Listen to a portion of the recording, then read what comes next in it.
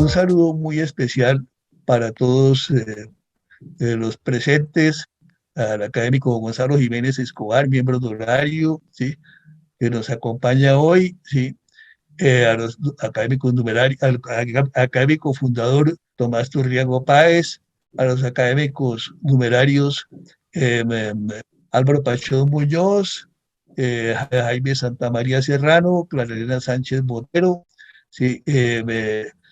A don Fernando Mayorga García. Nos encanta ver a Fernando hoy de nuevo con nosotros. Grata noticia. Me, bueno, a todos ustedes un gran saludo. Eh, es bien interesante el tema de hoy que nuestro recipiendario, el numerario, don Alonso Valencia Llano, nos va a exponer.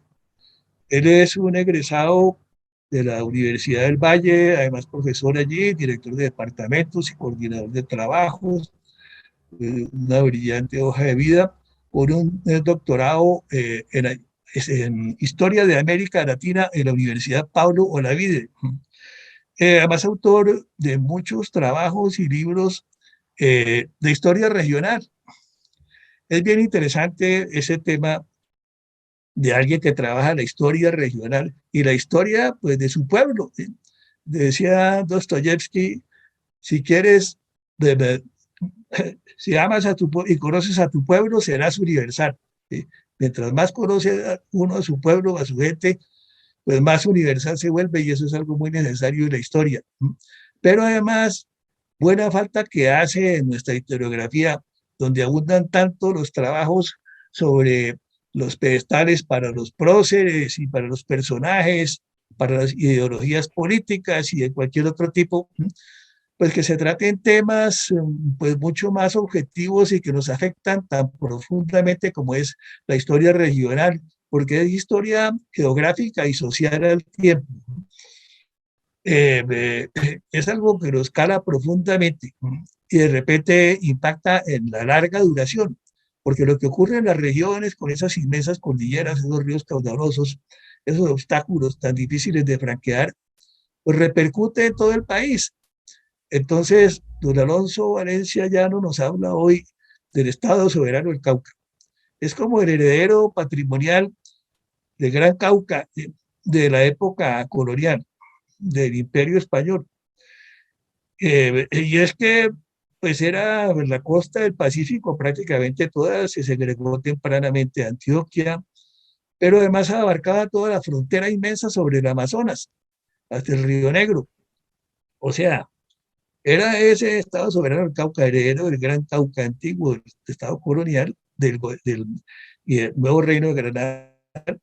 Era pues, en larga duración, pues la zona de frontera problemática que seguimos teniendo hoy en día, sobre todo el Pacífico, sobre el Amazonas, eh, y todas esas selvas impenetrables, difíciles, inaccesibles, y donde ocurren tantas cosas, tantos heroísmos y tantos desmanes. Entonces es bien bonito el tema. La vez pasada, don Albeiro Valencia ya nos hizo el honor de presentarnos un trabajo sobre el Gran Caldas, otra fracción que se segregó de ese inmenso departamento del Cauca. Hoy día la zona de frontera que continúa ya segregada en muchos departamentos. Hoy, don Alonso Valencia Llano nos habla como de un padre, ¿sí? O un abuelo tal vez, o un bisabuelo, de ese departamento de Caldas. Es toda la gran zona del Cauca. Y nos trata algunos temas puntuales. Mucho del tema de la colonización allí, de las obras que se hicieron y con quién se hicieron. Fundamentalmente la colonización antioqueña estuvo marcada por fundación de ciudades. Allí terminó pues la épica eh, de la histórica fundación de ciudades que siempre fue pionero del nuevo reino de Granada hasta Colombia, primer siglo de la República. Después se olvidó el tema. Después nos dedicamos a que las ciudades crecieran y se olvidó el tema de hacer pues ciudades paracaídas, sitios donde pudieran llegar gente, ¿sí? Donde se pudieran instalar, pudieran tener eh, tierra urbana y tierra rural para trabajar cerca, en donde se les facilitara la forma de integrarse al Estado, ¿no? Allí terminó, se nos olvidó el tema, ¿sí? Entonces, bueno, ese es un marco de referencia para la interesantísima conferencia, el gran trabajo que nos va a presentar hoy don Alonso Valencia Llano, que bienvenido en esta academia, en buena hora. Entonces es todo lo que tenía que decirles. Tenemos un tema muy interesante, temas de historia regional, bien valioso, ¿eh? Son importantes las obras que hacemos los ingenieros en cuanto integran las regiones, facilitan la presencia del Estado, facilitan la vida de la gente. Entonces, pues la ampliación de fronteras y la creación de obras públicas en el Estado soberano del Cauca. El gran trabajo de don Alonso Valencia. Entonces, siguiente punto del orden del día, académico secretario, por favor. Quinto, conferencia de don Alonso Valencia Llano, la ampliación de fronteras y la creación de obras públicas en el Estado soberano del Cauca. Tiene la palabra el académico don Alonso Valencia Llano. Muchas gracias, señor presidente. Muchas gracias, señor secretario Doc. Agradezco a todos los miembros de la Academia Colombiana de Historia de la Ingeniería de las Obras Públicas y permitirme acceder a la calidad de numerario de esta importante institución. Y muchas gracias a quienes asisten a esta charla. Voy a hablarles de un tema que es fundamental para nosotros en Colombia, que es lo que tiene que ver con la ampliación de fronteras. Pero quiero mostrar en esta ampliación de fronteras qué papel juegan las obras públicas. He titulado esta ponencia, la he titulado, perdón, estoy preparando la presentación, ¿se alcanza a ver allí? Se alcanza a ver. Muy bien, la he titulado La ampliación de fronteras y la creación de obras públicas en el Estado soberano del Cauca. El aislamiento geográfico fue considerado el principal obstáculo al desarrollo del Estado del Cauca durante el siglo XIX. Con el territorio más extenso de los que conformaron a partir de 1863 los Estados Unidos de Colombia, se extendía por 666.800 kilómetros cuadrados, de los cuales 603.800 eran baldíos y únicamente 63.000 estaban ocupados por una población de casi medio millón de habitantes, que se concentraban en dos regiones principalmente, el Valle con el 20% y los altiplanos de Popayán y Pasto con el 50%, caracterizados ambos por tener fértiles tierras. El resto de los caucanos se dispersaba en unas pocas poblaciones mineras de la costa del Pacífico, con un 23%, y en los antiguos distritos mineros de las municipalidades de Toro, que serían Supía, Marmato, Ríos, y en el Quindío, que sería la población de Cartago y la reciente población en la zona del Quindío, que donde estaba más o menos un 10%. Los otros territorios tenían recientes procesos de colonización, mientras que las selvas del Caquetá, el Putumayo y Amazonas permanecían casi inexploradas. El resto del territorio estaba conformado por terrenos anegadizos y selváticos, por páramos y por las insolubles costas de los océanos Atlántico y Pacífico, donde se levantaron unos cuantos pueblos de menor importancia.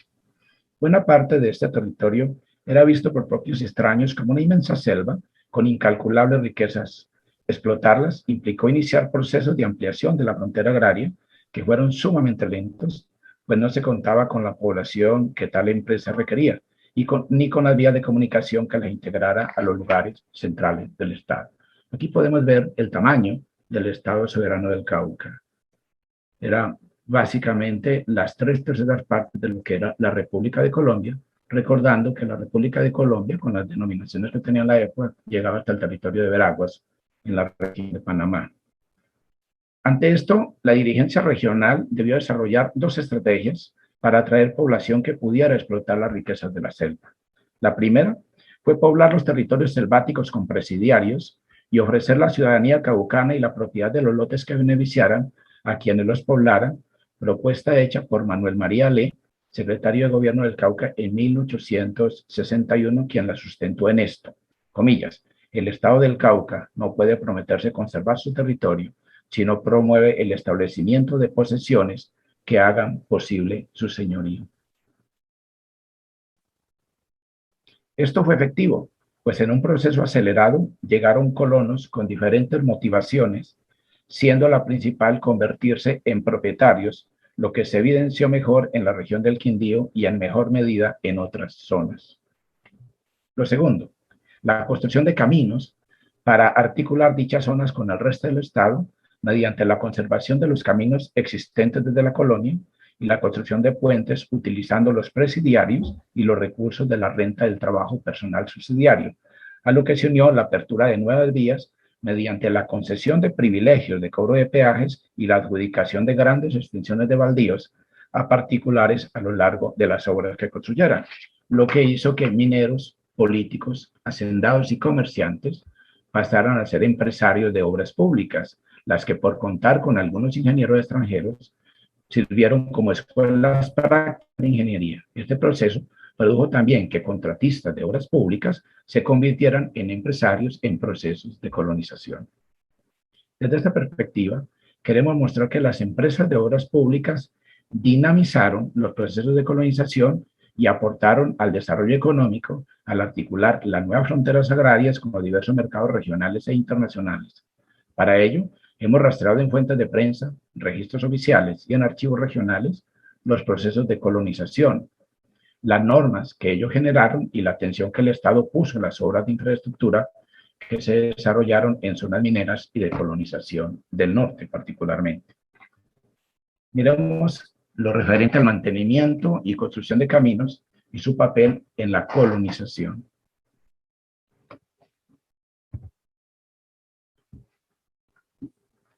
Hacia 1860, el Cauca contaba con un camino que hundía a Ipiales y Pasto con Popayán y Santander, donde se bifurcaba para avanzar uno, el camino del norte por Candelaria y Palmira, que unía Buga, Tuluá y Cartago con el camino del Quindío que comunicaba con Tolima y Cundinamarca.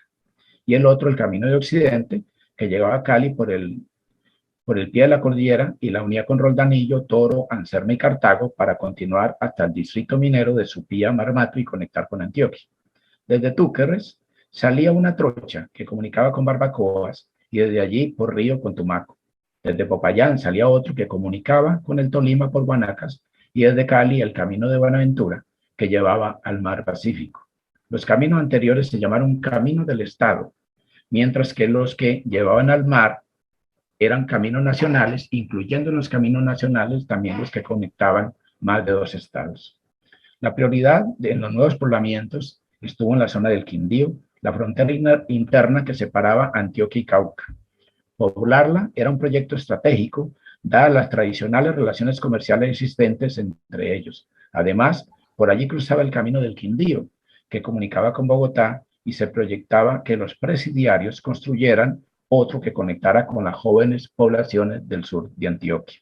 Esta región contrastó con su vecina de la banda occidental del Cauca, donde una fuerte presencia caucana mantenía en producción los distritos mineros de Río Sucio, Supía y Marmato, mediante núcleos urbanos y unidades productivas rurales conectados al Cauca y conectados con Antioquia gracias al viejo camino colonial que se conocía como Camino del Estado o Camino de Occidente. Aquí podemos ver los diferentes caminos. Aquí está el Camino de Occidente, aquí está el Camino del Norte que va a comunicar con el Quindío y luego el camino que se va a construir, que va a llegar hacia Manizales. Tenemos otro camino que va a comunicar la zona del Quindío con Quibdó. Los primeros colonos de la zona del Quindío fueron familias antioqueñas que se ubicaron en el sitio de Buriticá en 1840. Posiblemente hubo colonos situados en la zona desde mucho antes, quizás desde finales del periodo colonial, pero estos son los que registramos oficialmente. Allí, en esta época de 1840, aparte de este poblamiento del sitio de Buriticá, solamente encontramos la tercera sección del presidio de Panamá arreglando el camino del Quindío. En 1847 fueron enviados delincuentes del Valle del Cauca, que se les confinó en Boquía, proceso que continuó a lo largo del tiempo por la necesidad de mantener los caminos. Boquía permitió que surgiera Nueva Salento, donde se estableció un buen número de vecinos, pero fue la fundación de la aldea de María con antioqueños y caucanos en 1850 y reconocida por la Asamblea del Cauca en 1852 con el nombre de Villa de María, lo que consolidaría la presencia caucana en la zona. a lo que siguió el reconocimiento de Condina en 1853, nombre que se le dio a un poblado conocido hasta noviembre del 1853 como Ovaldía, que era necesario para revitalizar el camino del Quindío. Además de la política de colonización orientadas por el Estado, a la zona llegaron antioqueños a tumbar monte y a construir unidades productivas, huyendo de las persecuciones de la empresa colonizadora González Salazar y compañía, o atraídos por leyendas de tesoros, por minas de oro y por la supuesta existencia de grandes caucheras. Ante esto, el Estado Nacional se vio presionado a definir una política de poblamiento mediante la adjudicación de lotes a los cultivadores directos, que dio nacimiento a la primera población antioqueña, entre comillas, en el Quindío, en el sitio denominado Italia. Cuando Fermín López, llegado de lo que después sería Manizales, buscaba un camino que comunicara Antioquia y el Cauca. Por ley del 30 de abril del 49, se les concedió a los pobladores de este sitio 12.000 hectáreas de baldíos y 200 para población, que llevaron a que en el 53 fuera fundada oficialmente Santa Rosa de Cabal por Candelario Rodríguez, Gregorio y Francisco Restrepo y otros, población que existía de tiempo atrás. En 1863, la Convención de Río Negro les otorgó 24.000 hectáreas más. Todo esto produjo que el gobierno caucano modificara su política frente al presidio, sin abandonar un programa que servía para enfrentar las enormes dificultades que ofrecía la reclusión de los presos y aminoraba los costos de mantenimiento de los caminos. Por eso, en la zona se otorgaron privilegios de mantenimiento y construcción de vías a particulares, mientras que del camino de Occidente se encargó la cuarta sección del presidio, que debía abrir otros de Toro a Antioquia y de Ansermanuevo a Novita. Igualmente, en 1860 se otorgó un privilegio para construir barcas movidas por cables en los ríos Cauca y Darién. Mientras esto ocurría, oleadas de colonos seguían llegando a la zona del Quindío. Ante esto, en enero de 1860, se le dio privilegio a Ramón Elías Palau, un importante político, abogado y comerciante de Cartago, para abrir un camino que comunicara Cartago con Cundinamarca por el paso del Quindío.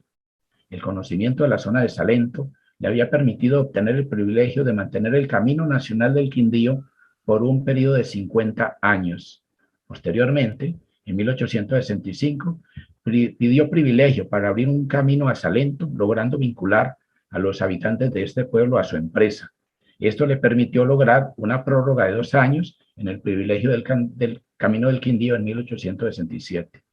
Luego de esto, en 1868 logró una concesión de 320 hectáreas de baldíos en la zona, lo que lo convirtió en un importante empresario territorial. Las tierras beneficiadas con los caminos se valorizaron, lo que unido a la permanente llegada de colonos se convirtió en una oportunidad que fue aprovechada para su comercialización. Así, en 1863, vecinos de Cartago, entre ellos el doctor José Francisco Pereira, el presbítero Remigio Antonio Cañarte y don Félix de la Abadía, fundaron a Cartago Viejo, nombre que conservó hasta 1869, cuando se le dio el nombre de Pereira, aunque también se le llamaba comúnmente Villa de Robledo. Cabe resaltar que de la Abadía era el empresario a quien se le había adjudicado la construcción y mantenimiento del camino de Cartago, y se le habían adjudicado 1.500 hectáreas en la vía. De esta manera, empresarios de obras públicas aparecen impulsando procesos de colonización en zonas importantes para el desarrollo de sus empresas y el desarrollo regional. Fue precisamente Palau quien, en nombre de los vecinos pobladores, presentó un proyecto al Congreso para ceder a la nueva población de Pereira un área de 12.000 hectáreas de baldíos, lo que fracasó cuando el doctor Guillermo Pereira, uno de los empresarios, argumentó que los mencionados terrenos eran de su propiedad y que ya había cedido el área necesaria. Los vecinos demostraron que los terrenos que ocupaban eran baldíos y que Pereira había cedido tierras apartadas del poblado entre amigos y parientes, pues su propiedad estaba entre los ríos Otum, Consota, la Quebrada de Goyá y el límite de los terrenos indígenas de los Cerrillos. Palau presentó el proyecto nuevamente en 1870 y obtuvo una adjudicación para el vecindario de 12.000 hectáreas y 300 para la población. Debemos aclarar que don Guillermo Pereira Gamba, de los fundadores de Pereira, también fue un empresario de obras públicas, pues solicitó dos privilegios. El primero, el 4 de marzo de 1868, para abrir un camino de herradura de Ansernanuevo a Chinchiná, para unir los caseríos de Gutiérrez, Nueva Segovia, San Francisco y Palestina. Y el segundo, desde la ciudad de Pereira al límite con el estado de Tolima, que comunicaba al municipio de Quindío con Ibagué, comillas, por la antigua vía que ha descubierto y que estuvo en uso desde 1541 hasta 1707. Quiere decir que intentó recuperar el antiguo y primer camino del Quindío que existía desde la época colonial. Con el apoyo oficial para la fundación de pueblos, se iniciaron nuevos procesos poblacionales. En 1865 surgió Villarrica, con 131 habitantes procedentes de Antioquia, situada entre los ríos Chinchiná y Otún. Este pueblo también pertenecía a la municipalidad del Quindío y el Poder Ejecutivo le adjudicó 50 hectáreas para el área de la población. Posteriormente, en 1869, y con ayuda de Palau, se otorgaron 12.000 hectáreas en favor de las nuevas poblaciones de Nueva Salento, San Francisco, que es Chinchiná, Palestina, Nueva Segovia y el Carmen. Como se puede observar, el papel de los empresarios de obras públicas, en este caso Palau, fue importante en el proceso de colonización, lo que sin duda revirtió en un mayor uso del camino del que tenían privilegio. En el caso del Cauca, en estos procesos están interviniendo al menos 4 fuerzas diferentes. Primero está el gobierno de la Unión, que adjudica terrenos a particulares mediante la redención de bonos de deuda pública por la construcción de caminos y de obras públicas y para la fundación de poblados. Segundo, está el gobierno del Cauca, que al igual que el gobierno central, está estimulando obras públicas y la fundación de pueblos. Tenemos de tercero los particulares que están desarrollando procesos empresariales que buscaban valorizar y crear un mercado de tierras mediante la fundación de pueblos y ampliación de la frontera agraria. Y por cuarto están los colonos, que trataban de sacar adelante sus pequeñas unidades productivas. Estos actores tendían a chocar, había conflictos entre ellos, y el Quindío tenía a convertirse en zona de conflictos. Para evitarlos, el gobierno regional consideró que el proceso de colonización no podía dejarse al arbitrio de los colonos ni a la voracidad de los empresarios. Para evitarlo, en 1865, el secretario de Hacienda y Fomento advirtió que en la adjudicación de baldíos del Cauca se tendrá en cuenta el decreto ejecutivo del 20 de agosto de 1856. Esto se vio dificultado porque el Estado caucano no tenía claridad acerca de la extensión de los baldíos que le correspondían debido a los constantes cambios político-administrativos que se habían dado desde el inicio de la República. En 1872 se llevó la sorpresa de saber que no poseía terrenos baldíos, lo que era inexplicable, pues el Cauca debía contar al menos con 1.400 hectáreas por una ley de 1865. Pero al reclamar los títulos, el secretario de Hacienda y Fomento de la Unión le informó a su homólogo del Cauca que en el año 56 y 57 se habían entregado los debidos títulos por 85.000 hectáreas en las provincias de Buenaventura, Chocó, Pasto y Popayán, que ahora formaban parte del Estado soberano del Cauca. Y por lo tanto, quedó únicamente en favor del Estado soberano un saldo de 55.000 hectáreas. El problema continuó cuando tampoco se encontraron los títulos de esas tierras. Nuevas solicitudes al gobierno de la Unión lograron esclarecer que ellas habían sido adjudicadas por gobiernos anteriores a particulares mediante concesiones de la siguiente forma: 40.000 hectáreas en favor de Juan Bautista Mainero y Truco por decreto legislativo del 13 de octubre de 1863, 1.500 hectáreas en favor de Félix de la Abadía por decreto legislativo de agosto del 67, 12.000 hectáreas en favor de las poblaciones de Pereira, Nueva Salento, San Francisco, Palestina, Nueva Segovia y el Carmen, otorgadas en el 69, 1.000 hectáreas en favor del doctor Guillermo Pereira Gamba, fueron dadas en 1869. ¿A qué se debió la pérdida de los baldíos? Que no aparecieran legalmente registrados, a la política de apertura de caminos y las fundaciones mencionadas. No obstante, la adjudicación hecha a Mainero y Truco en un volumen tan considerable se debió a la amistad con Mosquera. Este también es el caso de Félix de la Abadía, o de Francisco Pereira Gamba, quien era hermano de Benjamín Pereira Gamba, secretario de gobierno del Cauca en 1871. Por supuesto, el que todos fueran masones pudo haber influido algo en este tema. Las gestiones realizadas en Bogotá lograron que el 18 de abril de 1872 se otorgaran al Estado 57.000 hectáreas para completar lo que se le había señalado por la ley de 1865, a que se anularan títulos adjudicados a las provincias y a que en 1874 se recuperaran las 85.000 hectáreas iniciales así. La provincia de Buenaventura recibió 13.000 hectáreas, la provincia del Chocó 16.000, la provincia de Pasto 40.000, la provincia de Popayán 16.000. Posteriormente, se recuperaron baldíos adjudicados a empresarios de caminos que no habían cumplido con lo estipulado en sus contratos. Son los casos de Guillermo Pereira Gamba, a quien en 1876 se le anularon 12.500 hectáreas, y de Francisco Javier Cisneros, a quien en 1878 se le anularon 200.000 por rescisión del contrato de construcción del ferrocarril del Cauca. Asimismo, se anularon otras concesiones voluminosas que habían sido hechas a políticos y empresarios. Para que los baldíos no volvieran a desaparecer, el Cauca se acogió al decreto expedido en Bogotá en 1869, en el que se establecían las formalidades que deberían ser llenadas por quienes solicitaran baldíos. Es muy claro que los colonos solamente tenían que demostrar la posesión de nudo hecho. Si tenía una extensión muy grande, tenían que cercarla y garantizar que estuvieran cercadas con cercos firmes. Y ellos adquirían la propiedad del terreno con solo demostrar que la beneficiaban. En cambio, cuando se trataba de concesionarios por títulos o por bonos territoriales de la deuda externa, también necesitaban solamente una declaración de nudo hecho y un plano detallado del terreno que habían beneficiado. Porque no se trata solamente de que recibieran el terreno por la redención de los bonos de deuda pública, también tenía que ponerlos en beneficio, para lo cual se da un plazo, que es una política que existe desde el periodo colonial.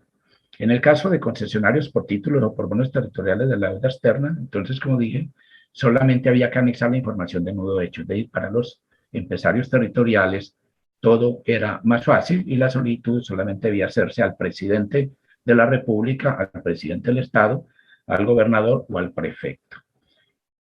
Miremos el tema de los caminos en la zona de colonización. El acelerado proceso de poblamiento en el norte del Estado y la importancia económica que cobraba la zona al ofrecer la producción agrícola para el distrito minero de Supía, Marmato, Río Sucio y el Chocó, hicieron que parte de la política de apertura de caminos se enfocara en esta zona. Aunque los proyectos estuvieron en su mayoría en manos de empresarios particulares, no se puede negar el interés del gobierno caucano, que se puede ver en la concesión de privilegios por licitación, en la cesión de rentas específicas para infraestructura y en la supervisión de los contratos. Buenos ejemplos tiene en la ley 99 de 1871, que concedió privilegio de apertura del camino de Herradura al municipio de Toro, pero no se presentó ningún postor. Igualmente, por decreto 300 de ese mismo año, se destinó la mitad de la renta de salinas nacionales que correspondían al Cauca en favor del camino del Quindío. Y la ley 301 sobre caminos del Estado adjudicó el 10% del producto líquido de las rentas para la composición, mejora y composición de los caminos, y ordenaba que se crearan juntas municipales para que fueran administrados. El déficit presupuestal que se sintió en 1872 impidió que se invirtieran los dineros que esta ley mencionaba, por lo que la ley 304 cedió a las municipalidades la renta del trabajo personal subsidiario para mantener la vía. Posteriormente, mediante otra ley del 13 de agosto de 1881, la legislatura del Estado dispuso el arreglo del Camino del Norte desde la ciudad de Cartago hasta la Quebrada de la Honda y ordenó la apertura del Camino de Juntas del Tamaná con parte de la cuarta sección del presidio, destinando los recursos que habían en la zona. Estamos hablando fundamentalmente de maderas, alguna parte del Tesoro del Estado que había en la municipalidad, en la cuarta sección del presidio, lo que pusieron las municipalidades del Quindío y de Tuluá, los cabildos de Cartago, Obando, La Victoria y Zarzal. Y también, que es muy importante como mano de obra, los condenados a presidio de los municipios de Atrato, San Juan, Toro y Quindío.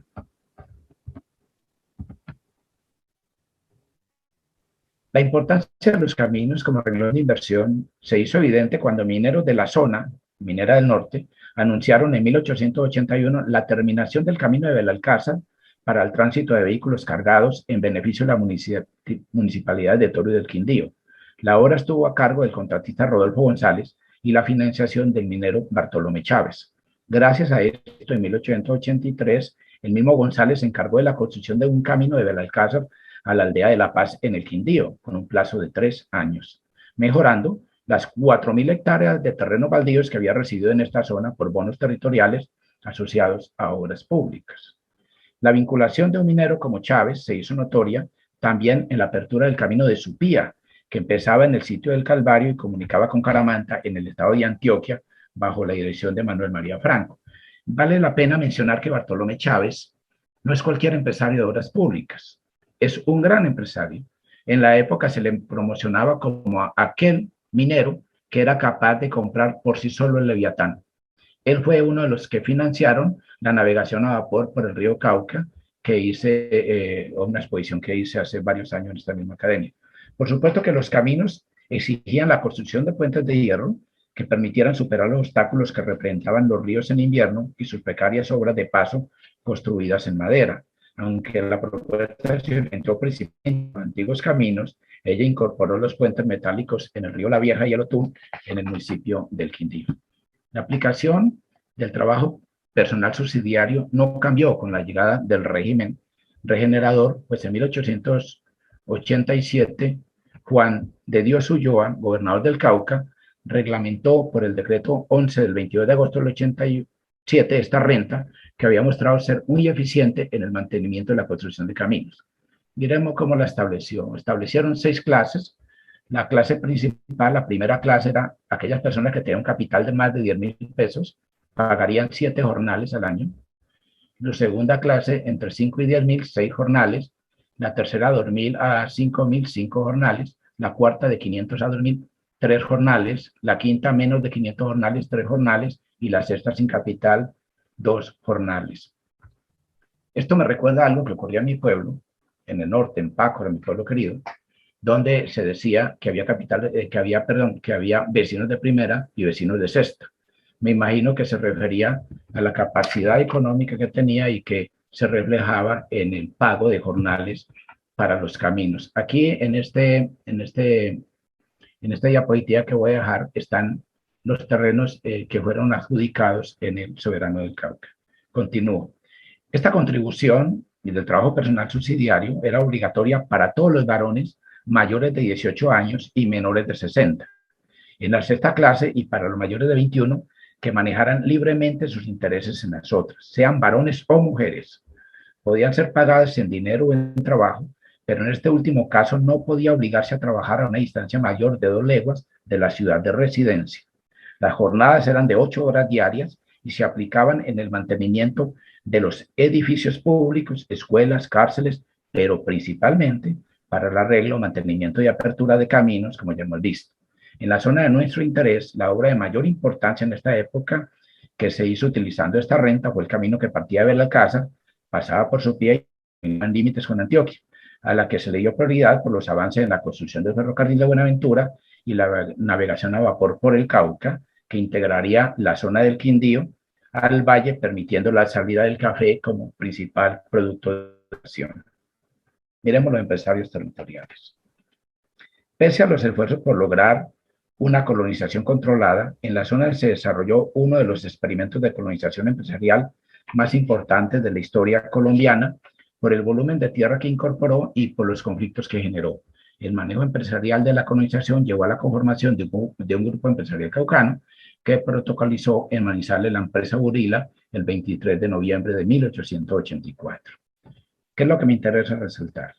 Estas tierras se dedicaron al fomento de la colonización, pero según su artículo 40, en el lugar más adecuado de los terrenos y donde se unieron las vías del Tolima, el Valle del Cauca y Antioquia, se reservaba a la compañía un lote para establecer una ciudad. De los terrenos restantes se adjudicarían a título gratuito a los pobladores, fueran accionistas o no, lotes de 25 fanegadas, con la condición de ocuparlas con cultivos y no abandonarlas. Estos pobladores tendrían también derecho a un lote en la ciudad. La empresa se valió de experimentados vecinos de Manizales, Manuel M. Grisales, Simón López y el gerente Marcelino Arango, socios minoritarios y miembros del consejo directivo, quienes actuaron en la expulsión de un gran número de colonos que vivían en la zona. Estos, apoyados por el procurador del Estado, iniciaron en 1887 demandas contra la empresa, mientras el gobierno caucano se vio obligado a expedir el decreto 20 del 7 de octubre de 1887, que reguló la colonización, la explotación e inmigración de los baldíos caucanos.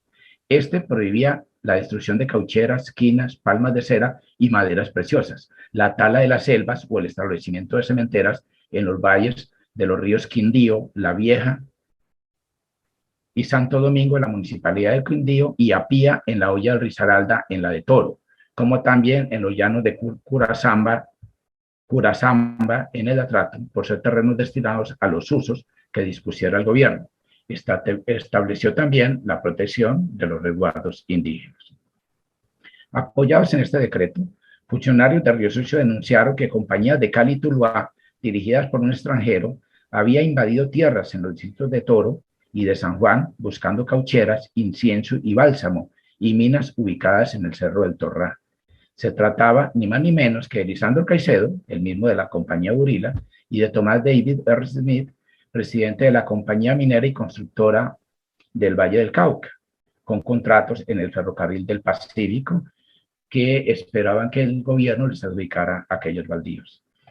Ese mismo año, en 1887, en Rosucio se denunció que el manizaleño Manuel Antonio Mejía había propuesto la compra de los baldíos de La Habana y Agua Claras, sin tener en cuenta que en ellas se explotaba una fuente de sal, una mina de oro y de plata, y que había más de 30 colonos a los que intimó despojo. Detrás de Mejía estaba la compañía explotadora de minas que gerenciaba José María Buenaventura, un empresario también de obras públicas del Valle del Cauca. A esto se agregó que vecinos de Finlandia denunciaron que antioqueños propietarios de bonos territoriales querían adquirir terrenos a orillas del río La Vieja, donde estaban establecidos bastantes de ellos. Ante esto, optaron por buscar el tratamiento de colonia, que se le reconociera oficialmente a la población, para lograr adjudicaciones de 12.000 hectáreas y de paso solucionar el problema con los empresarios territoriales. Igual ocurrió con la fundación de Belalcázar en 1888 y en Salento en 1889, por lo que el ministro de Hacienda dictó una resolución que impedía que especuladores de bonos territoriales se apropiaran de grandes extensiones de terreno en perjuicio de sus cultivadores. Dejemos el tema del Quindío y pasemos a la colonización de la costa pacífica.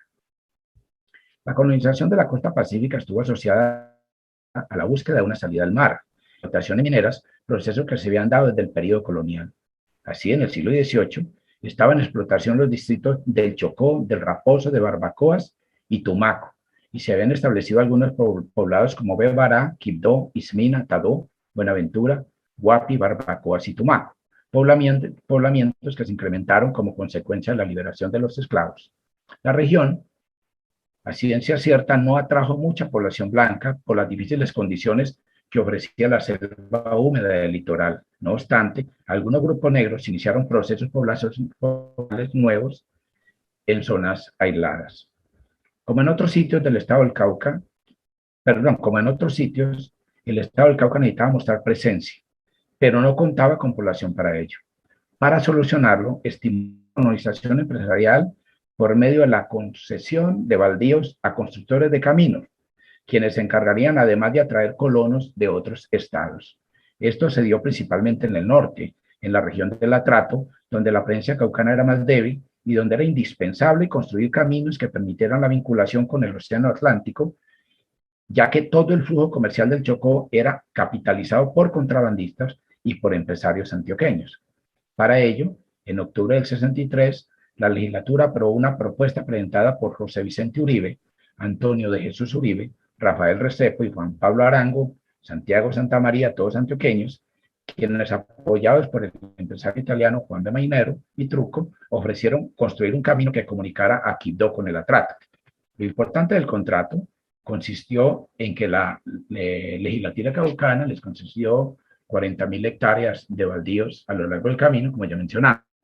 Estas tierras fueron utilizadas por Mainero para iniciar una empresa colonizadora que ofrecía gratuitamente una extensión de 80 a 100 cuadras de terreno a los colonos que se establecieran a la orilla del camino. También dotaría a cada familia con una casa y su correspondiente cocina con vacas y cerdos para iniciar de esas y con las herramientas necesarias para poner a producir las parcelas en compañía o según convenio que con cada familia se firmara. Esto era ofrecido solamente a 30 familias que se comprometían a tener desmontados en el término de 6 meses 6 almudes de tierra, por lo menos, y que se ubicaran en puntos equidistantes de 40 a 50 cuadras a lo largo del camino. Estos colonos tendrían la propiedad del terreno a los 5 años de estarlo cultivando. Con base en esta oferta se abrieron unas cuantas fincas por otros empresarios antioqueños. No obstante, la prórroga del privilegio, de este privilegio en 1874 y 1877, la empresa del camino de colonización fue un rotundo fracaso. Y Mainero debió devolver 39.000 hectáreas de terrenos baldíos al estado del Cauca.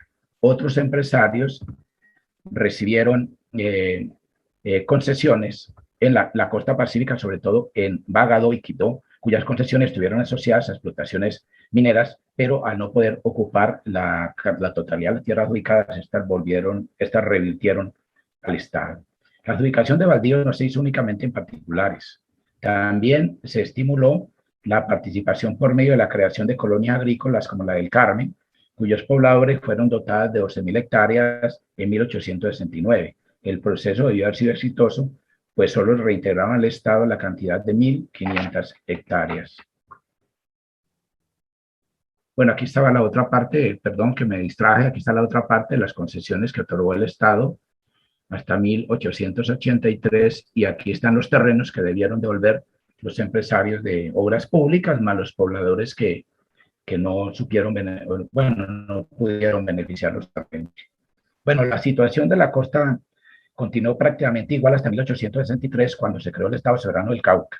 A lo largo de los años 80, la costa sufrió un tímido proceso colonizador que se vio estimulado por la búsqueda de oro y por las actividades contrabandísticas.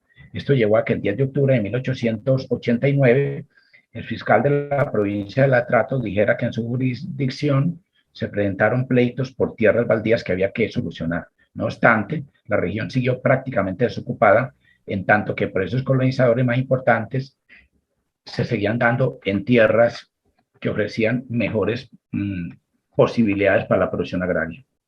De todas maneras, la necesidad de comunicarse con el mar llevó a que desde épocas tempranas se buscara una salida al Pacífico, la que se buscó por varios lugares. Sin duda, la más importante fue la salida a Buenaventura, la que se buscó desde mediados del siglo por una compañía liderada por Mosquera y Julio Arboleda, quien iniciaron la construcción de un camino carretero que logró avances importantes cuando fue dirigida por los más importantes políticos y empresarios caucanos.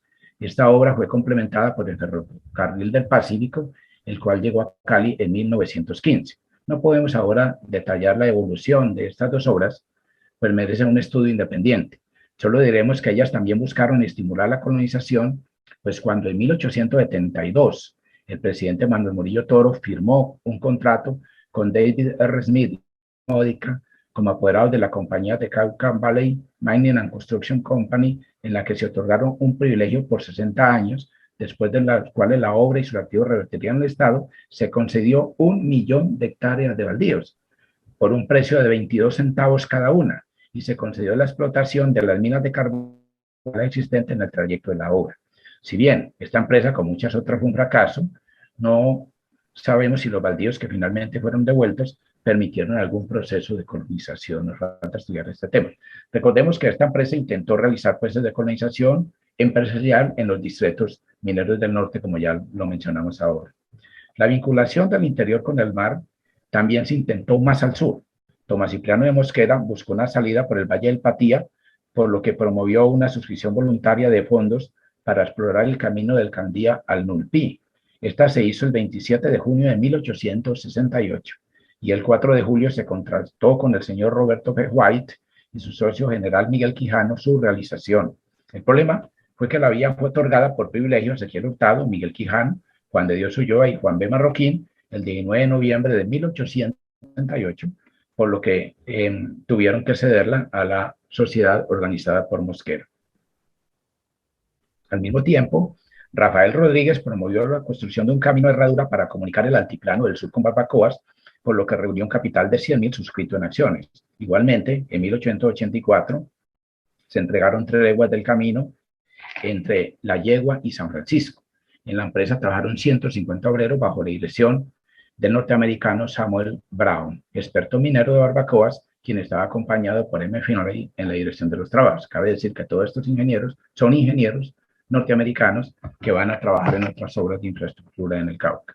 Posteriormente, en 1887, ya en plena regeneración política, don Sergio Arboleda, Miguel Medina, Gregorio Arboleda, Polidoro Velasco y Ricardo Bejarano solicitaron al gobierno nacional la autorización para crear la Compañía Anónima del Camino del Micay, la que fue aprobada el 11 de enero de 1888, otorgándole un privilegio por 60 años, con la salvedad de que el departamento del Cauca no podía otorgar baldíos, que los empresarios pidieron porque la centralización política que se dio hacía que ya los baldíos fueran manejados por el gobierno nacional. También se intentó mejorar la comunicación interna por los caminos existentes, para lo que se construyeron puentes sobre los ríos Palo, Guanambú, Guau y Pususquera en Piendamó, y sobre los ríos El Molino en Popayán. La vigilancia sobre el cumplimiento de las propuestas hechas por los empresarios llevó a que el 31 de diciembre de 1871 se ordenara la suspensión de la construcción del camino del Castillo. Ya para terminar, hablaremos de la colonización del Gran Caquetá. Voy a tratar de abreviarlo para no quitarle mucho tiempo. Bueno, la colonización del Gran Caquetá se venía dando desde el periodo colonial, cuando hubo algunas misiones que lograron establecer allí 23 pueblos, pero solamente tenían 242 blancos y 16.791 indios civilizados. Los primeros intentos de colonización los hizo el Estado a partir de una ley que organizó el territorio del Caquetá en mayo de 1845. Pero no hubo mayores avances y hubo muchas solicitudes del gobierno nacional para que entregara la administración de estos territorios, tanto acá como en el Atrato, para el gobierno nacional encargarse de su administración. Solamente tenemos un proceso de exploración importante en la zona cuando un aventurero que se llama Rafael Reyes, representante de una casa comercial caucana, Reyes Hermanos, dedicada a la comercialización de quinas y a la importación de artículos extranjeros, inició en 1874 la exploración de un territorio que era prácticamente desconocido. Nos dice Reyes, en Pasto no se conocía de la región que queda al oriente, sino hasta Mocoa, y de allí en adelante el vulgo creía que quedaba Portugal. Bueno, esta compañía, Reyes Hermanos, establece la Compañía del Caquetá, que es podemos decir, la primera multinacional que se crea en Colombia. Ahora no vamos a mencionar el tema, pero dejaron algo muy importante. Dejaron en 1877 el mapa del río Putumayo, que se publicó en París y que sirvió para promocionar la Compañía del Caquetá, que se dedicaba a la exportación de quinas. En 1880, el presidente caucano Ezequiel Hurtado pidió que el gobierno nacional interviniera en lo que era de su competencia para sacar aquella región del atraso y para que atendiera el problema de las comunidades indígenas que estaban siendo esclavizadas por las compañías de quina y del caucho.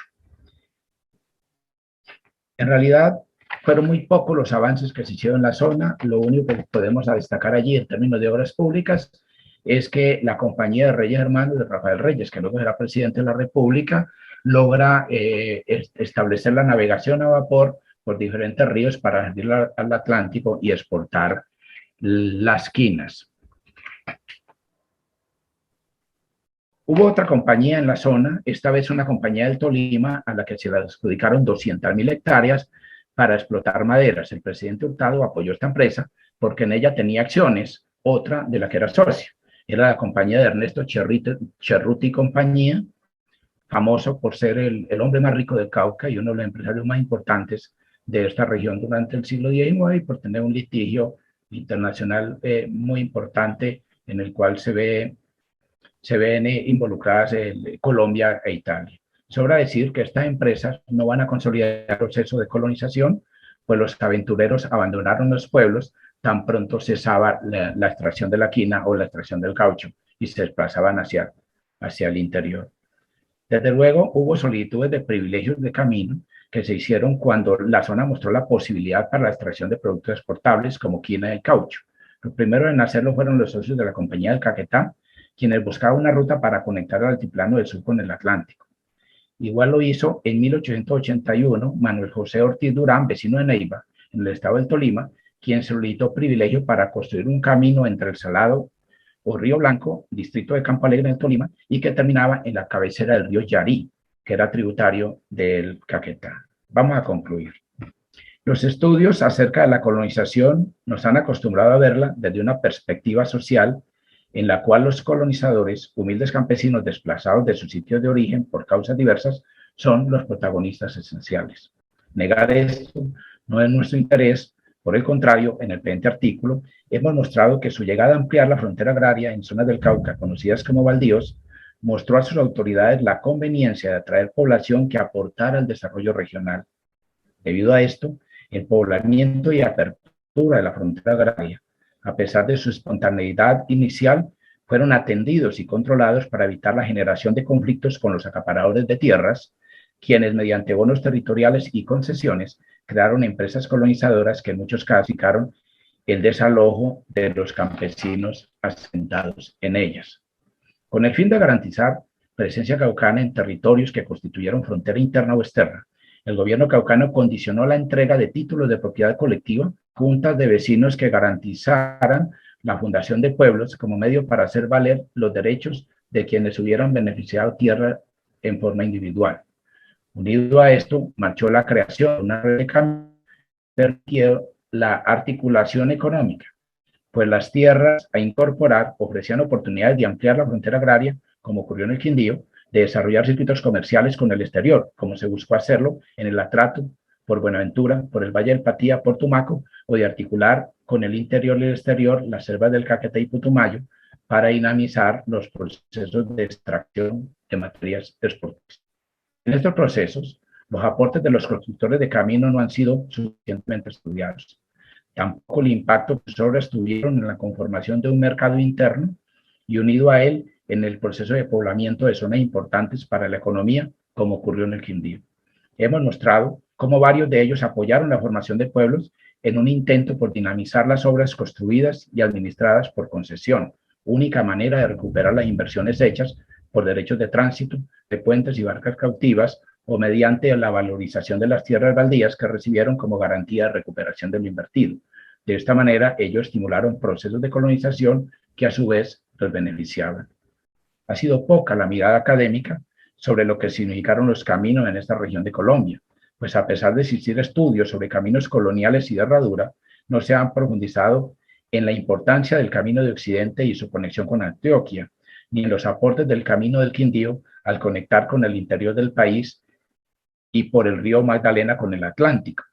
Algo se ha mirado en la conexión de Buenaventura, pero poca atención prestamos a la interconexión en la zona del Quindío, donde una estrella de caminos hecha por particulares y unida a los mantenidos por el gobierno mediante concesión, el presidio, la renta de trabajo personal subsidiario, permitió el proceso de poblamiento más importante del país y el surgimiento de una región que, articulada al Valle del Río del Cauca con sus caminos, el ferrocarril y la navegación a vapor, permitieron una efectiva vinculación con el mercado mundial y crearon el mercado intra e interregional que dinamizó el occidente colombiano durante el siglo XX e hizo posible el antiguo departamento de Caldas con su economía cafetera característica.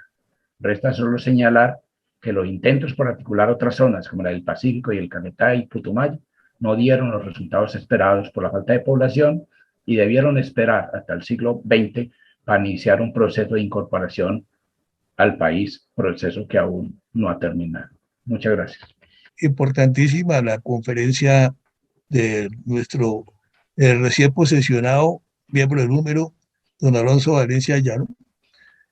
Bien dijo él que realmente este tema tan importante y tan valioso pues no ha sido suficientemente estudiado,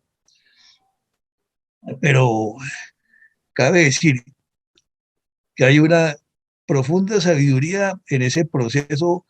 El Estado Soberano del Cauca organizó para la ejecución de obras y el desarrollo de ese inmenso territorio que desarrolló, como bien lo dice nuestro recipiendario de hoy, pues no alcanzó a llegar a la zona pues de los llanos del Amazonas y el Caquetá y aquello, sí, hubiera sido una fortuna.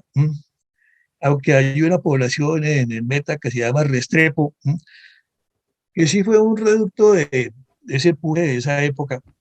Y bueno, sí, eh, es importante también aclarar muchos estudios en series de precios de valor constante, de precios de la tierra urbana y rural en todo el país, principalmente en el Valle del Magdalena y en el parte oriental, o sea, la zona del altiplano cundiboyacense y santanderiano, pero también el Valle del Magdalena y alguna parte del Cauca, muestran que la diferencia de precios, o sea que la tierra rural en aquella época era muchísimo inferior en precio a lo que es hoy en día. O sea, mucha tierra simplemente no valía nada, porque no había mercado para ella, salvo que hubiese algún atractivo especial de minas o algo, ¿sí?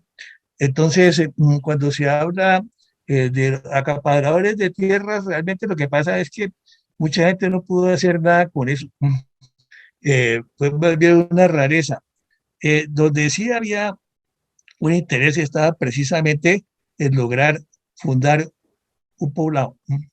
Pues, en términos de derecho indiano, pues eh, una villa, ¿sí? O eventualmente una ciudad, ¿sí? Eh, pues porque la tierra urbana sí varía en precios constantes, mmm, eh, similarmente a lo que vale hoy en día, ¿eh?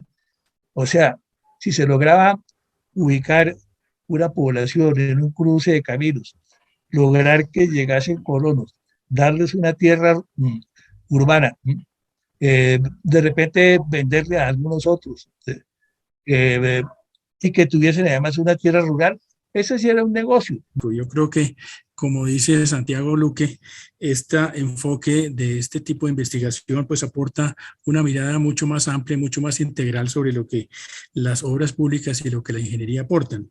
En las palabras de Armitage, que es un autor inglés, esto sería parte de una historia social de la ingeniería que tiene en cuenta entonces unos factores mucho más completos de la escena, de los contextos, de los protagonistas, de los procesos. Yo creo que es muy, muy rico lo que don Alonso nos ha presentado. Sin duda ninguna es muy estimulante muchos de los temas que él toca, porque además, digamos, no solamente tiene preguntas interiores dentro de la región y dentro del periodo, sino precisamente plantea muchas cuestiones de cómo la región se relaciona con otras, o además cómo se relaciona este periodo con otros anteriores o posteriores. Indudablemente parte de lo que el doctor Valencia nos presentó tiene que ver con las formas de organización del trabajo, digamos, y con las formas de contratación o de control del trabajo. Inevitablemente piensa uno en la Corvea medieval y piensa inevitablemente en la mitad del mundo andino de los incas, con los cuales, digamos, había un músculo operativo muy importante para tener pobladores y para tener personas que realizaran las obras públicas y después las mantuvieran. Digamos que una institución como la del peón caminero, que después se ha querido volver a retomar en otras épocas, digamos, tiene que ver con que además los habitantes de las regiones pueden tener una relación particular con su infraestructura, con esos bienes públicos, como lo llaman los economistas, y entonces hay una relación absolutamente vital, no solo como oportunidad de empleo, sino efectivamente como dinamizador de la actividad que se está dando en general. Creo que el doctor Valencia nos ha dado una serie de informaciones y una serie de situaciones puntuales muy interesantes. Sin duda ninguna, Catherine Legrand, entre otras investigadoras, una historiadora norteamericana hace algunos años hizo un recuento muy grande de archivo sobre la cantidad de concesiones de tierras que hubo en Colombia en el siglo XIX, los tipos de, digamos, de lobby político que existían detrás, los tipos de intereses y evidentemente ese cuadro general que Katy Legrand presenta, que es muy extenso, por tener vinculaciones de familia con el viejo Cauca. Me interesa particularmente lo que el doctor Valencia ha mencionado sobre el camino del Quindío, digamos que sin duda antes de ese siglo XIX que nos presentó el doctor Valencia, pues está esos esfuerzos de Marisancena y otros vecinos de Cartago por dinamizar esas obras entre Cartago e Ibagué en el siglo XVIII. Y efectivamente, pues ese es un antecedente bien interesante. Creo que otro elemento interesante con lo que presenta el doctor Valencia es como en los Estados Unidos en el siglo XIX, también para promover procesos de población y procesos de desarrollo, no solamente con los ferrocarriles, sino también con caminos, se hicieron muchas concesiones y se crearon pues una serie de empresarios, realmente empresarios inmobiliarios, pero a nivel rural, pero también empresarios de obras públicas. Yo creo que esa tesis del doctor Valencia pues es muy interesante. Aprendí muchísimo, doctor Valencia, muchas gracias. Primero que todo, mi obligada felicitación a Alonso. Esta mañana tuve el placer de decirle que yo lo acompañaba en el día, en la tarde de hoy, porque siempre hay que aprender de los maestros. Y me repito en lo que dije esta mañana, porque realmente la investigación, Alonso, tiene muchísimo valor. Yo traté durante la exposición de seguirle el curso a los materiales que empleaste y vi ordenanzas de cámaras provinciales, leyes del Estado soberano, leyes del Estado nacional. Una felicitación porque ese es un material de un enorme valor. Estás trayendo al mundo de la historia materiales jurídicos de un inmenso valor y sin quererlo estás haciendo historia del derecho también, al lado de historia de la ingeniería e historia social. Felicitaciones para la Academia de Historia de Caldas, de tener este par de ilustres colegas que ahora llegan al ámbito que les es propio, que es el ámbito nacional. A mí me parece que ya es hora de que tanto Alonso como Albeiro sean miembros de número de la Academia Colombiana de Historia, con lo cual cumpliríamos un deseo de tiempo atrás, y es que la provincia nos muestre en las palabras de Santiago Luque lo que ella tiene para poder entender mucho mejor este país. Esas reflexiones sobre la falta de colonización durante el siglo XIX para el Caquetá y para el Putumayo son muy valiosas y reiteran el dicho de tiempo atrás de que España apenas ocupó, si acaso, el 20% del territorio nacional. El 80% se quedó para colonizaciones de los siglos XIX, XX y lo que falta del que estamos viviendo. Me gustaría que luego en la mesa pudieras contarnos cómo es que el soberano del Cauca entregaba baldíos. Mi pregunta es, ¿entrega baldíos de los que le ha entregado la nación? Porque no tiene competencia para entregar baldíos propios, creería yo. Lo mismo las cámaras sociales. Esa es la pregunta, pero lo más importante de esta intervención es la felicitación, Alonso, de todo corazón. Unas felicitaciones al doctor Alonso por su presentación, muy interesante, con mucha información, muy preciosa. Simplemente quería hacerle una preguntita. ¿Hay posibilidad de tener los planos, así sean pues, levantados a mano, por supuesto, de las concesiones, específicamente de las concesiones a Francisco Pereira y a Guillermo Pereira? Porque es que usted toca allí unos temas muy cercanos a la fundación de Pereira patria. Resulta que en la historia de Pereira, de la fundación de Pereira, hay, digamos, opiniones contradictorias o discusión sobre quién donó los terrenos, de quién eran los terrenos, si sí fueron donados o si fueron donados unos que no eran de la concesión, en fin. Y para mí, creo que para pues, la mayoría de los participantes, o por lo menos de la parte de Pereira, interesada en la fundación de Pereira, sería muy interesante conseguir algunos mapitas que nos definieran esas concesiones por dónde estaban.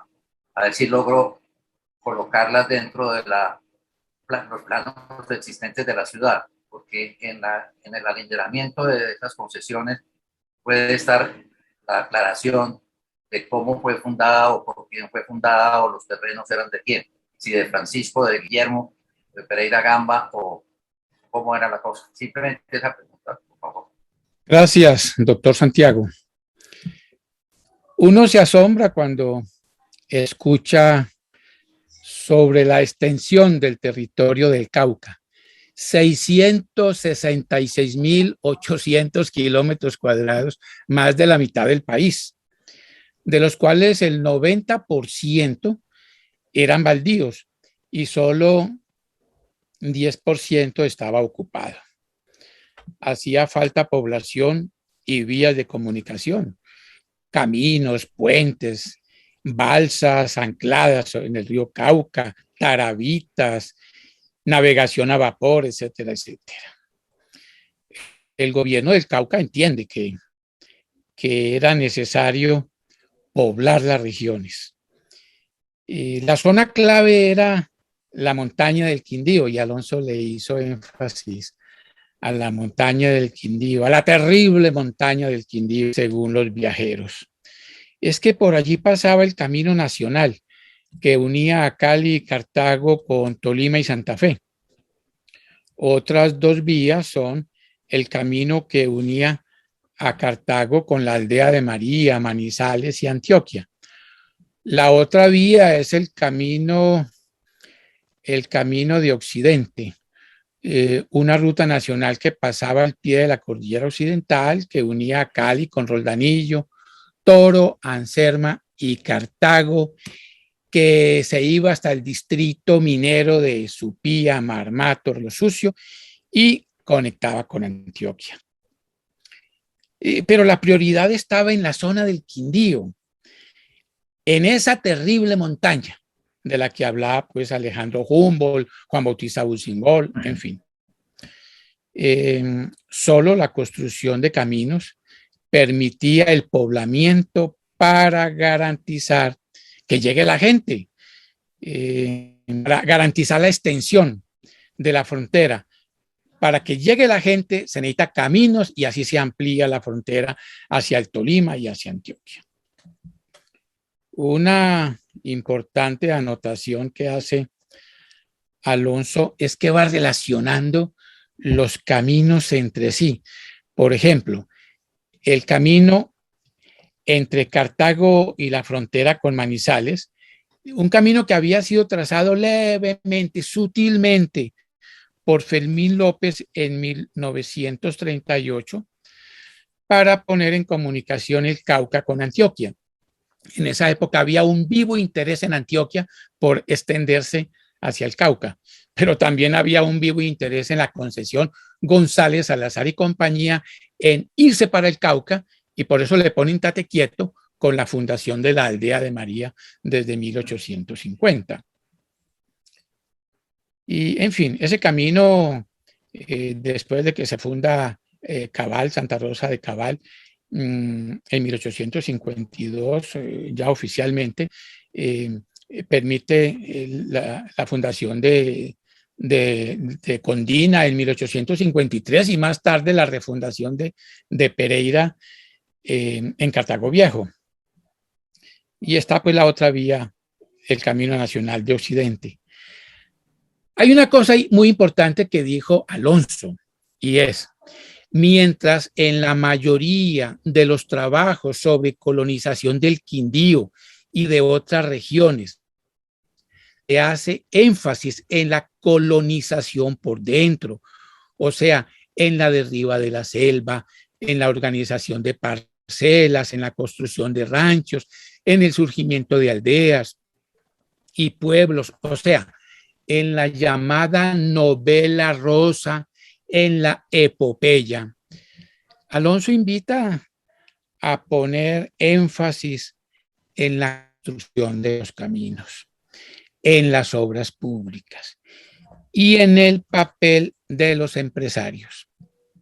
Trae 3 ejemplos, el de Ramón Elías Palao desde Cartago, y están los otros ejemplos de Guillermo Pereira Gamba y el camino del privilegio, que va a unir, el de Félix de la Abadía, que va a unir a Cartago pues con Villa María y que se une hasta Antioquia. Cuando se analiza el acelerado poblamiento del departamento del Cauca, especialmente en la montaña del Quindío, se entiende el papel del Estado orientando la construcción de caminos mediante la concesión de privilegios, como ceder rentas, baldíos y los peajes. Aunque inicialmente los colonos llegan en forma espontánea, se observa posteriormente el control del Estado para evitar conflictos agrarios, como el caso pues de la empresa González Salazar y compañía, el caso de la Sociedad Anónima de Burila en el Cauca. De allí el cuidado en la fundación de pueblos que pone, digamos, el Estado, hablo del Estado del Cauca, la preocupación por las juntas agrarias y el papel del juez poblador. Por último, es bien importante la observación que hizo Alonso cuando anota que los constructores de caminos no han sido suficientemente estudiados, ni los caminos han sido suficientemente estudiados. Hay que analizar entonces con más atención la política del Estado en estas zonas de colonización, pero también el papel de los cabildos, de los alcaldes, las obras que se entregan en concesión, la política de baldíos y la legislación sobre caminos, porque la legislación sobre caminos va cambiando, pero es un tema harto interesante, bastante interesante, cuando uno mira cómo la legislación, que el ancho del camino, que cada cuánto hay que hacer la posada, las fondas, que más ancho en algunos puntos para cuando se encuentren los arrieros, uno se quede quieto allí para que pasen los otros, la construcción de caminos de madera, de caminos de hierro, bueno, los peajes, en fin. Felicitaciones, don Alonso, por su excelente ponencia y por la invitación a investigar sobre las obras públicas que ensanchan las fronteras, unen las regiones, crean mercado interno y facilitan la exportación. Eso era lo que quería anotar. Muchas gracias. Muchas gracias. En primer lugar, agradecer a la academia por esta oportunidad de haber podido oír esa magnífica conferencia que nos ha ilustrado tanto y a mí muy en particular. Yo quería hacer un comentario en este sentido. ¿Cómo se construye un país? Y aquí tenemos una versión histórica supremamente importante y que yo estoy muy de acuerdo con el académico Mayorga, que dice que esto tiene que llegar a la Academia Colombiana también de Historia, porque es una historia regional y como decía también el académico Santiago Luque.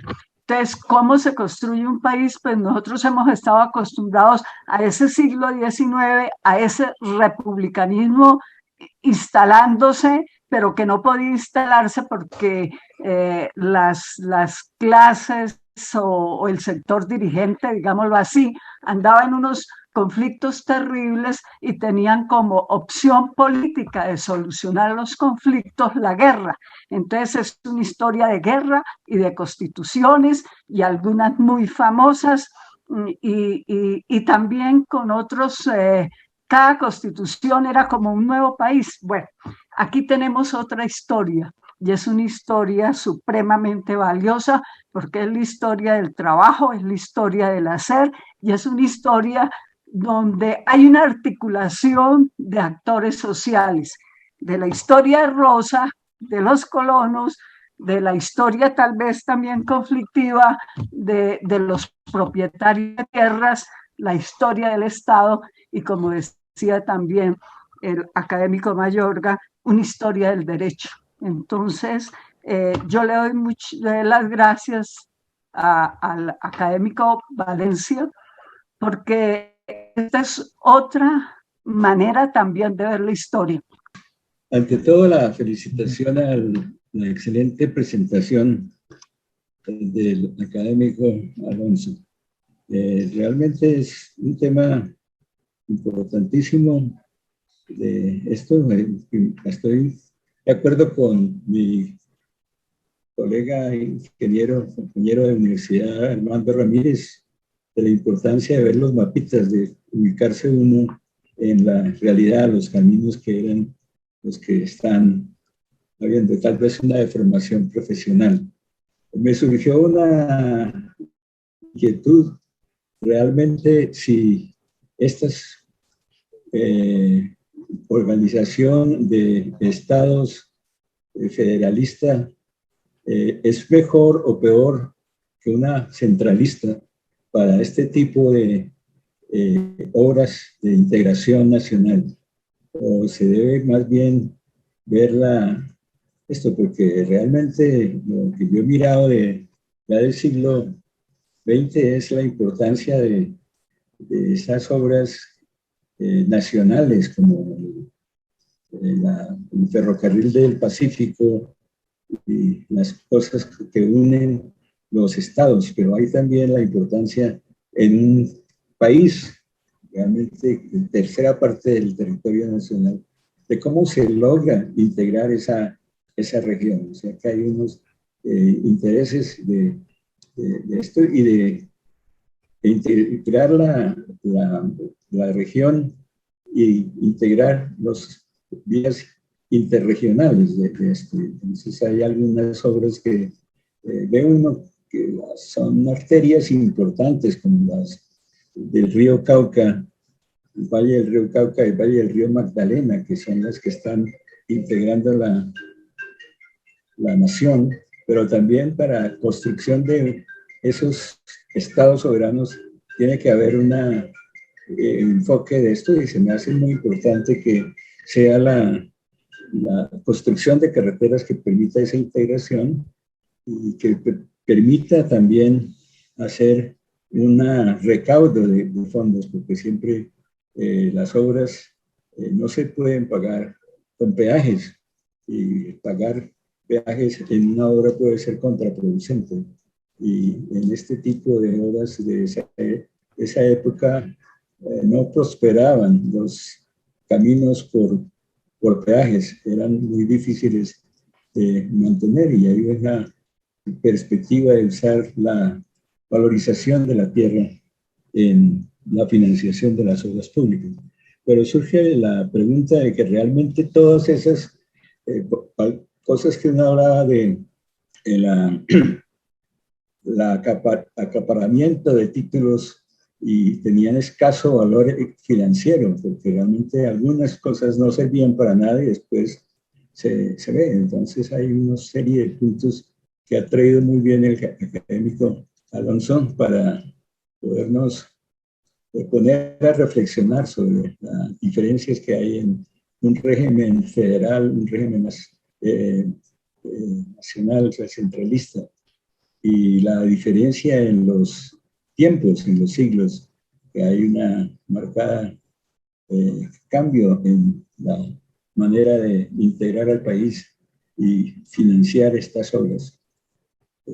Nuevamente felicitaciones al académico y nada más.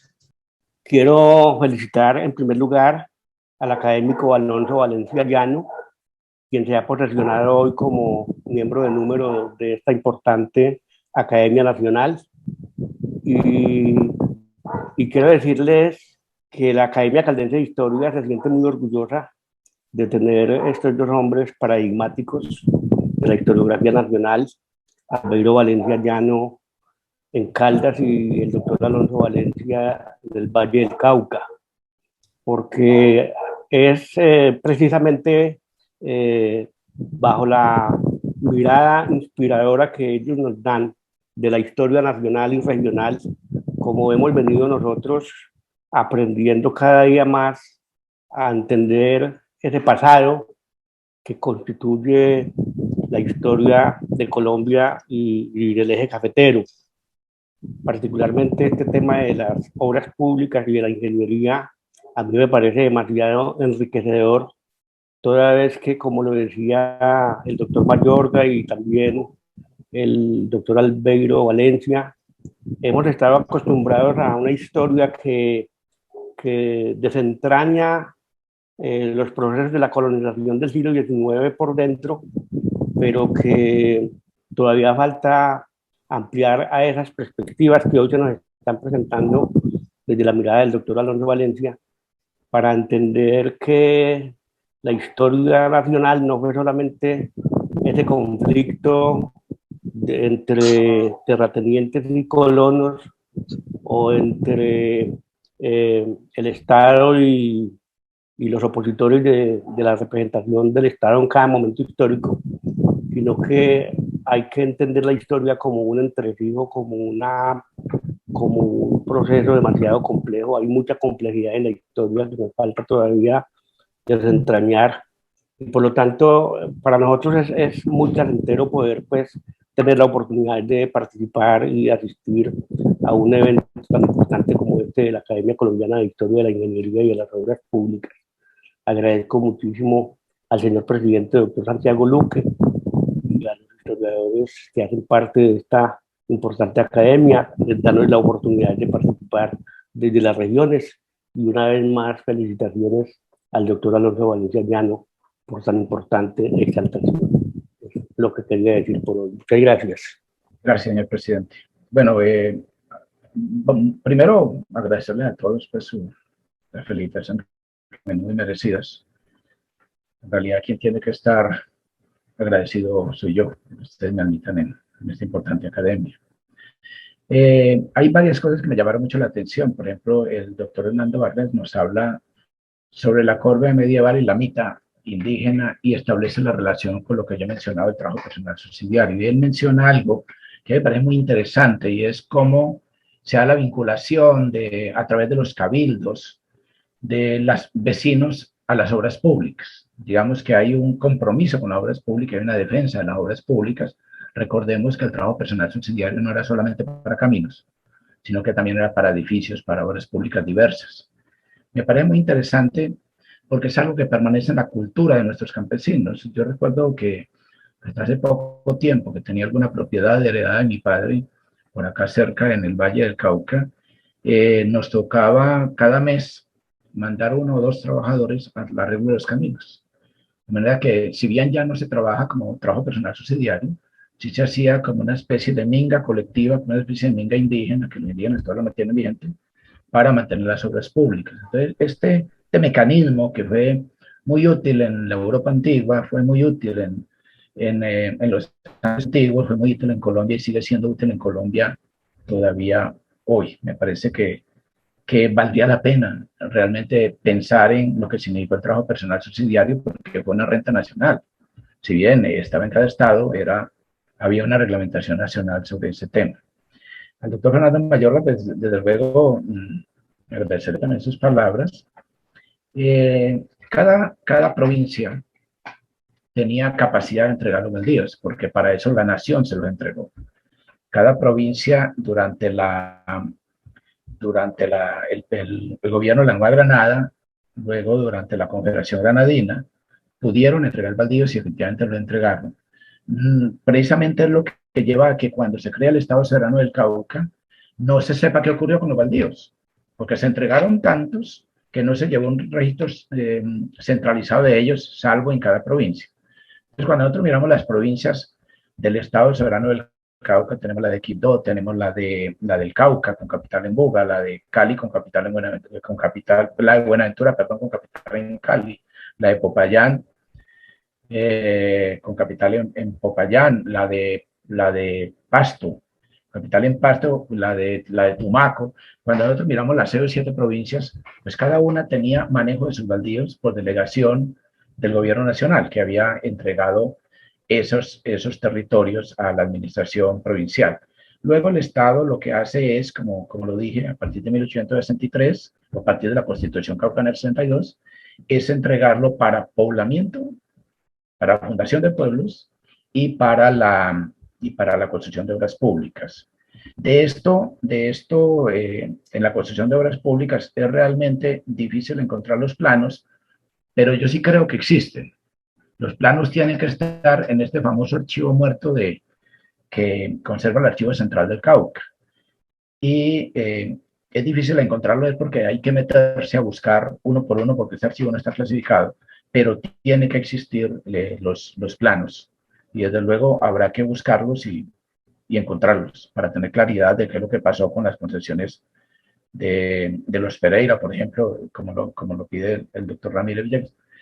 Entonces, creo que existen las fuentes. Lo que pasa es que para nosotros el tema es nuevo, en la medida en que apenas comenzamos a explorarlo, aunque las bases de este proyecto las había explorado hace como 35 o 40 años.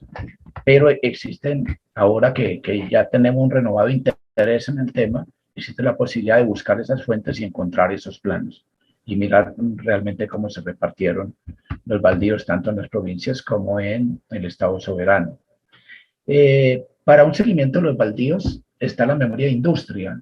Catherine Legrand, desde luego, nos hace un seguimiento de los baldíos en todo Colombia, pero la memoria de industria del año 32 y el año 33 nos ofrece un registro de baldío por baldío, que se otorgó tanto a pequeños concesionarios como las grandes concesiones. Y esto nos puede llevar a pensar que para las concesiones de más hectáreas, que era para las que se pedía plano, pueda existir también un registro en el Archivo General de la Nación. Habría que mirarlo, no lo conozco. Habría que mirar también si existen planos sobre el tema. Ahora, el tema del federalismo y centralismo y la integración nacional, yo pienso que son procesos que se dan.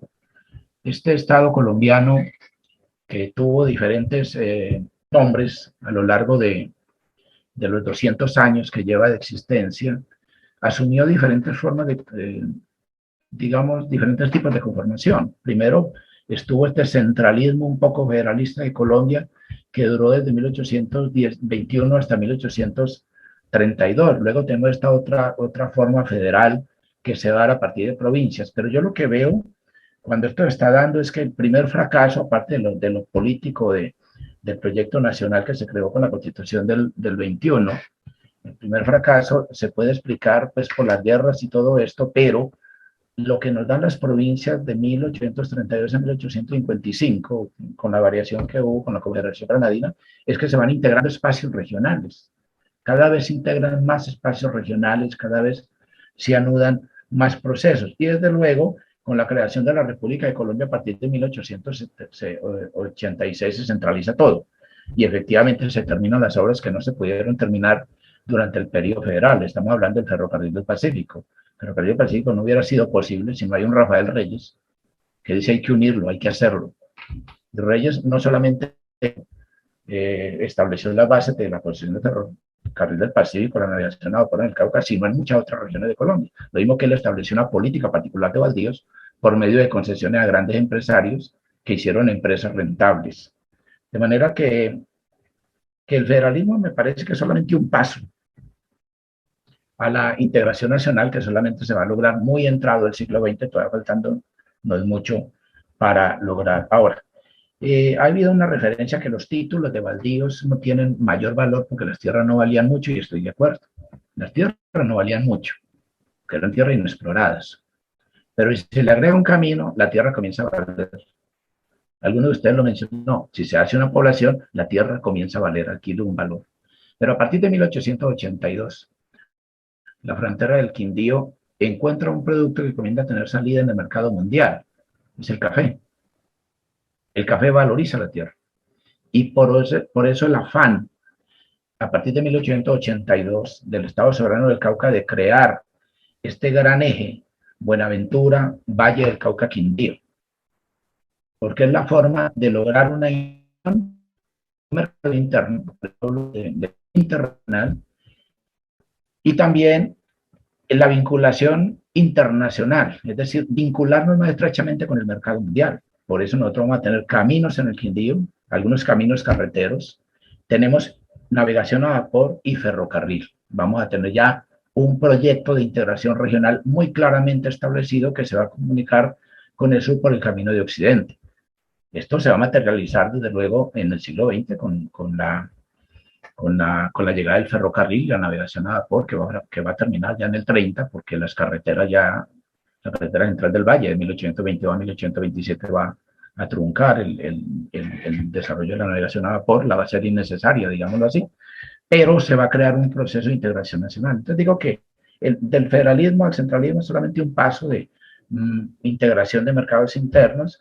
Las tierras que aparentemente no tenían valor comienzan a tener valor precisamente por los caminos, pero sobre todo por la producción. Y esos títulos que no tenían valor en el siglo XIX tuvieron mucho valor en el siglo XX. Son las grandes haciendas que se van a dar en la salida al mar de Cali, o las grandes haciendas que se van a dar en la región del Quindío, grandes haciendas cafeteras. En el siglo XX van a tener un proceso productivo que la particular a un mercado nacional e internacional, y eso le va a dar un valor extraordinario.